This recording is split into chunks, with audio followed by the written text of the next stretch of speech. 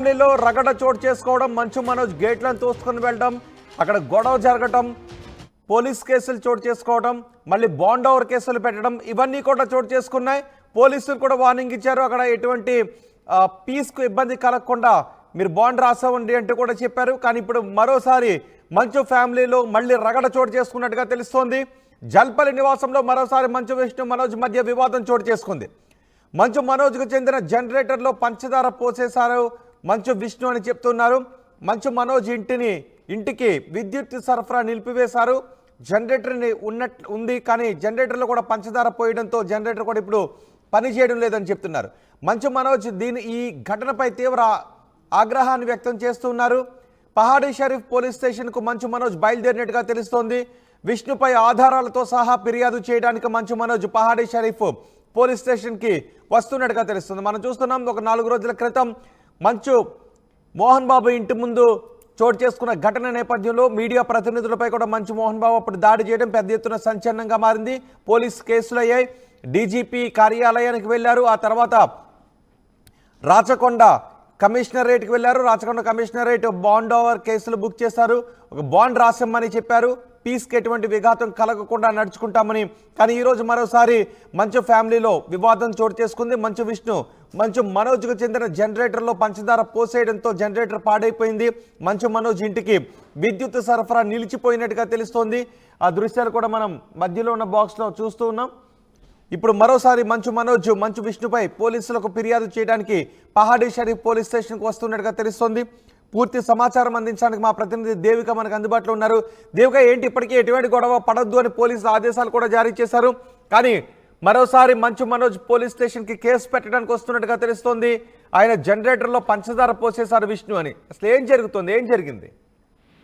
Yes Rohit, మళ్ళీ మోహన్ బాబు మంచు ఇంట మళ్ళీ వివాదం చోటు చేసుకుందని చెప్పొచ్చు. మొదట్లో చూసుకోవచ్చు, ఇద్దరి మధ్య అంటే తండ్రి కొడుకులు ఇద్దరు కూడా పరస్పరంగా వివాదం పెట్టుకొని పోలీస్ స్టేషన్ లో మెట్లు కూడా ఎక్కడం జరిగింది. ఒకరి మీద ఒకరు పరస్పరంగా పోలీస్ స్టేషన్ లో కంప్లైంట్ కూడా ఇవ్వడం జరిగింది. దాంట్లో భాగంగానే మనం అంటే అసలు ఇది దేని వల్ల జరుగుతుంది అనే విషయాలు కూడా మొత్తం అంటే ఇద్దరు కూడా మాట్లాడడం జరిగింది. మనోజ్ కూడా ప్రెస్ మీట్ మీడియా మిత్రులతో మాట్లాడడం జరిగింది. అలాగే మోహన్ బాబు కూడా ఒక వాయిస్ రికార్డర్ కూడా పంపించడం జరిగింది. అంటే ఇందులో మోహన్ బాబు చెప్తున్న వివరాల ప్రకారం మొత్తం కూడా తప్పంతా ఉన్నది కూడా అంటే ఇదంతా కూడా ఇంట్లో పనిచేసే వాళ్ళ మీద ఇష్టరహితంగా మాట్లాడుతున్నాడు అంటూ కూడా తను ఆడియో అదంతా కూడా క్లిప్ కూడా మనం ఆర్టీవీ ఎక్స్క్లూజివ్ అయితే వేయడం జరిగింది.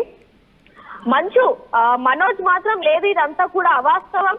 ఏదైతే మోహన్ బాబు విద్యా సంస్థలకి సంబంధించి అక్కడ కొన్ని ఏవైతే జరుగుతున్నాయో వాటికి నేను అండగా నిలిచాను, వాళ్ళకి అండగా నిలిచాను కాబట్టి మీద ఇలా నన్ను టార్గెట్ చేశారు అంటూ కూడా ఇద్దరు కూడా పరస్పరంగా మాట్లాడుతున్నారు. ఇదంతా కూడా ఆస్తి వివాదమే అంటూ కూడా మనకి తెలిసింది.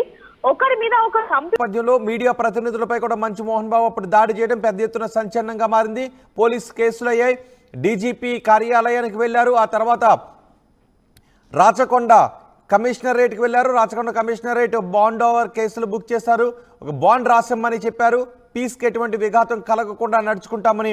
కానీ ఈరోజు మరోసారి మంచు ఫ్యామిలీలో వివాదం చోటు చేసుకుంది.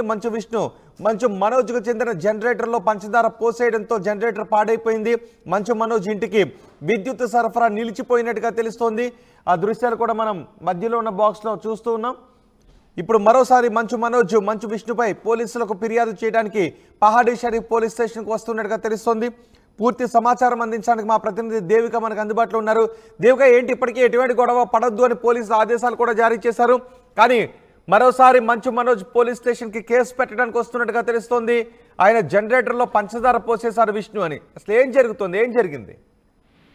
ఎస్ రోహిత్, మళ్ళీ మోహన్ బాబు మంచు ఇంట మళ్ళీ వివాదం చోటు చేసుకుందని చెప్పొచ్చు. మొదట్లో చూసుకోవచ్చు, ఇద్దరి మధ్య అంటే తండ్రి కొడుకులు ఇద్దరు కూడా పరస్పరంగా వివాదం పెట్టుకొని పోలీస్ స్టేషన్ లో మెట్లు కూడా ఎక్కడం జరిగింది. ఒకరి మీద ఒకరు పరస్పరంగా పోలీస్ స్టేషన్ లో కంప్లైంట్ కూడా ఇవ్వడం జరిగింది. దాంట్లో భాగంగానే మనం అంటే అసలు ఇది దేని వల్ల జరుగుతుంది అనే విషయాలు కూడా మొత్తం అంటే ఇద్దరు కూడా మాట్లాడడం జరిగింది. మనోజ్ కూడా ప్రెస్ మీట్ మీడియా మిత్రులతో మాట్లాడడం జరిగింది. అలాగే మోహన్ బాబు కూడా ఒక వాయిస్ రికార్డర్ కూడా పంపించడం జరిగింది. అంటే ఇందులో మోహన్ బాబు చెప్తున్న వివరాల ప్రకారం మొత్తం కూడా తప్పంతా ఉన్నది కూడా అంటే ఇదంతా కూడా ఇంట్లో పనిచేసే వాళ్ళ మీద ఇష్టరహితంగా మాట్లాడుతున్నాడు అంటూ కూడా తను ఆడియో అదంతా కూడా క్లిప్ కూడా మనం ఆర్టీవీ ఎక్స్క్లూజివ్ అయితే వేయడం జరిగింది.